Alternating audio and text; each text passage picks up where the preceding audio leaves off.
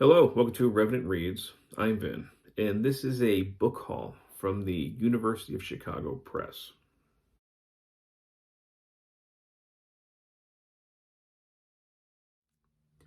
So, back in October, I had announced that I was doing the Read What You Own challenge for 25 books, which essentially meant that I would not be buying books until I read 25 physical books that I already owned. And I let myself have a couple of exceptions here and there. I was allowed to buy one book a month.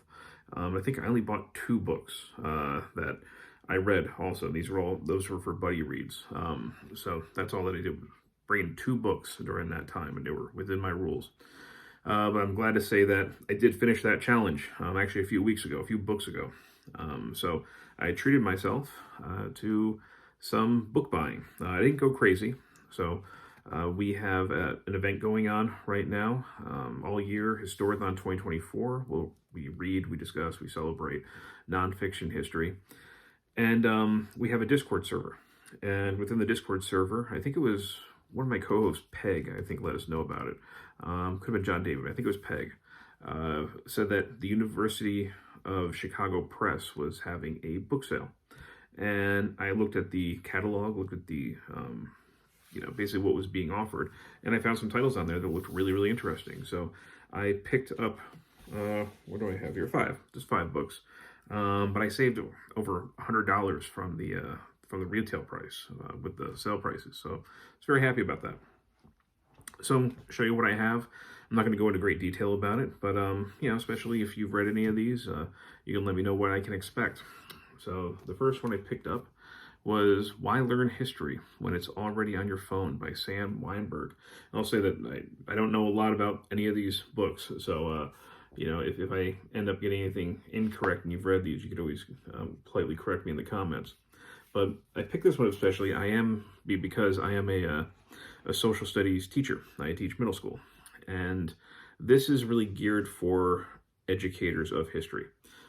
So just in the back here, historical thinking, Weinberg shows, has nothing to do with the ability to memorize facts. Instead, it's an orientation to the world that cultivates reason, skepticism, and counters our tendency to confirm our biases. He lays out a mind-filled landscape, but one that with care, attention, awareness, we can learn to navigate. So essentially, he is talking about the skills that we develop when we learn history.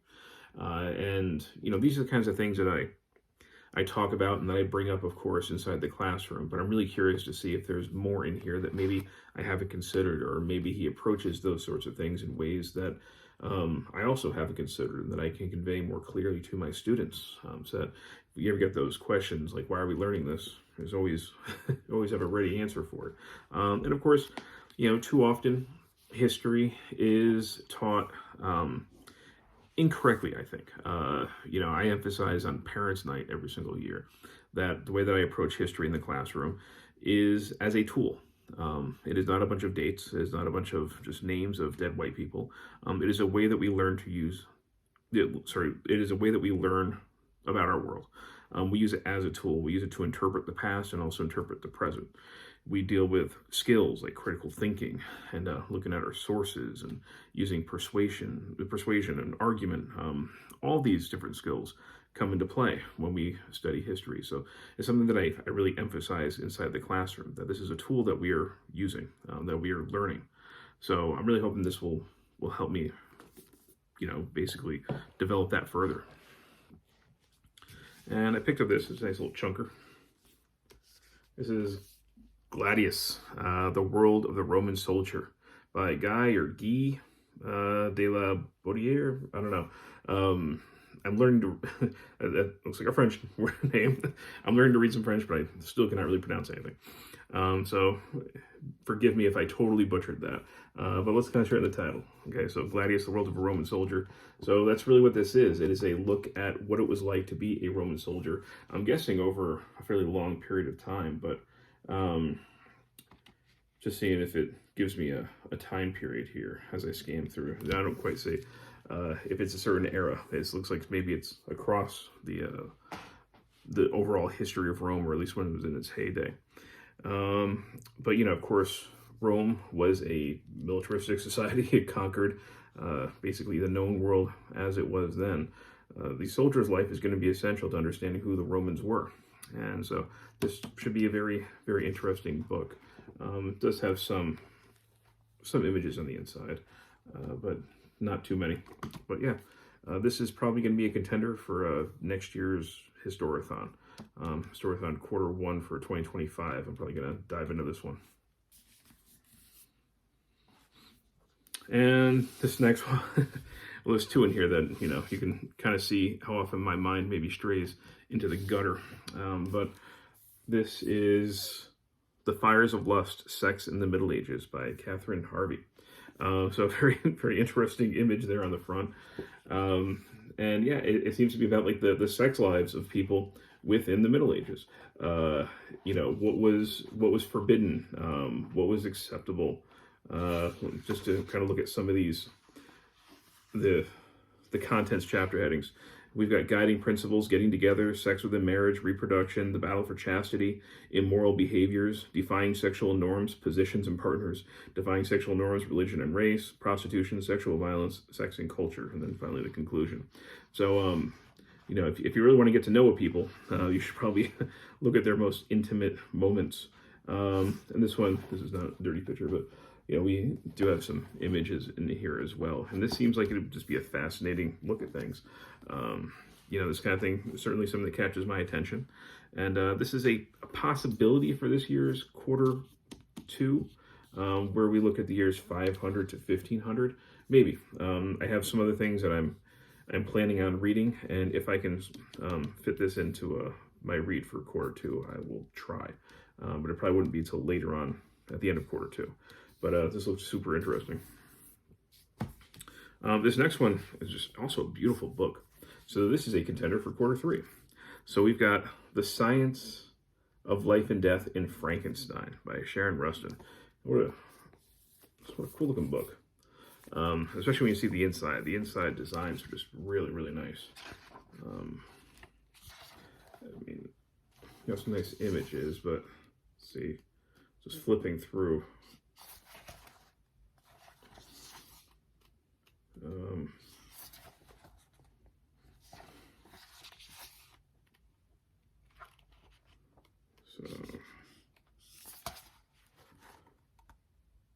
But essentially what this is looking at is looking at the understanding of the science and medicine contemporary to Mary Shelley, who published Frankenstein in 1818. So what did people think about, essentially what was the science that would have been available to Mary Shelley when she was creating Frankenstein? So it seems like a really cool window into that world. I had read medical history last year, which was the butchering art about Joseph Lister, and I found that really fascinating. So it has piqued my interest in reading about more medical history as a sort of a window into the social lives of people, and also the scientific understanding and the intellectual history of the time period. So again, I don't usually read the inside flaps, but I think the table of contents can often give us a little bit of an idea about what we're looking into. So we've got Life and Death in Romantic Literature, Vital Air, Electric Life, The Vital Principle, and Raising the Dead. So we can look at what people thought was possible for that. And in addition to those other images I was showing you, we also have some really nice full color images on the inside as well. So yeah, again, this is a contender for Q3. Looks pretty good. And we got this last one.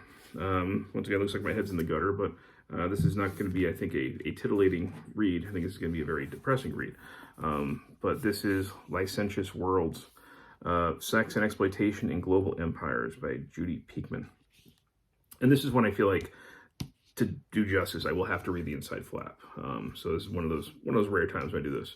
Licentious Worlds is a history of sexual attitudes and behavior through 500 years of empire building around the world.